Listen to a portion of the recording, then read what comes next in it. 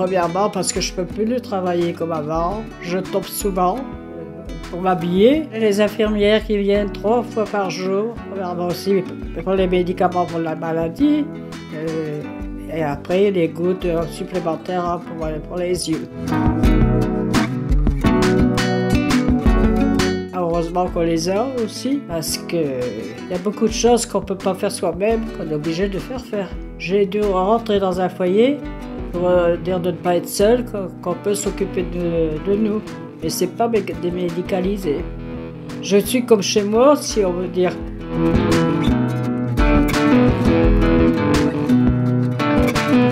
Alors, je m'appelle Armelle Danière, j'ai 24 ans, je suis aide à domicile. Je tourne à Lens, je suis au CIRFPA de Lens et ça fait 2 ans que je travaille dans ce métier.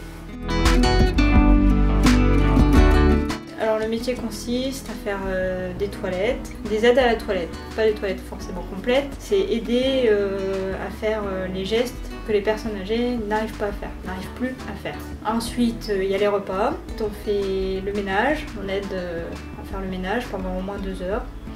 Et le soir, c'est des petites toilettes, des mises en pyjama, des mises au lit et donner des médicaments.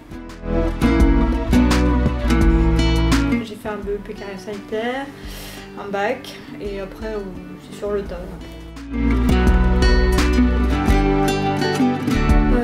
Discuter avec les personnes, de leur passé, aider les gens, le contact humain. Ça nous permet d'être plus forts en attendant, en les écoutant raconter leurs histoires. Donc ce métier, j'en tire de la force. Ça m'a permis d'être organisée, parce qu'il faut être organisé en 30 minutes pour faire manger, peut-être une toilette, la vaisselle. Donc là je vais passer un diplôme, un CAP petite enfance et j'irai peut-être vers les enfants. Je m'appelle Christine Morel et j'ai 47 ans.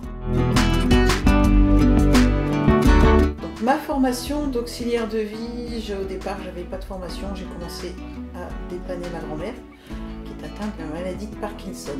Donc après j'ai eu une formation d'1 semaine avec une collègue que je devais remplacer. J'ai commencé à travailler pour la SAB. Alors, je suis passée du travail pour une association, du travail choisi en fait, parce que dans l'association on nous demandait des quotas et j'avais l'impression de malmener les gens et de les bousculer. C'était plus vraiment, on s'occupait plus de l'humain, on s'occupait plus du rendement. Oui, alors quel côté je préférais, c'était la rencontre des gens. Je trouvais ça formidable, les personnes âgées qui nous racontaient leur histoire. J'ai rencontré des gens qui nous racontaient leur vie et ils avaient des vies formidables. Alors ça posait pas mal de soucis en vie de famille parce que c'est un travail où on est parti matin, midi, soir, essentiellement pour les soins de la vie, pour ces gens-là. Et forcément on n'a pas de vie de famille parce que c'est là aussi où la famille est là. Donc même si on apporte le bonheur chez les gens, on prend un petit peu du bonheur de la famille qui ne nous voit pas. Alors si j'avais quelque chose à rajouter justement, c'est que c'est un boulot qui demande d'avoir une vocation. On peut pas, c'est pas n'importe qui peut faire ce travail-là parce qu'il faut être très à l'écoute des personnes. Avoir un regard quand même aiguisé pour pouvoir voir si la personne a bien dormi quand elle parle pas. Il faut avoir le caractère assez fort parce qu'on les accompagne aussi jusqu'à la fin de leur vie.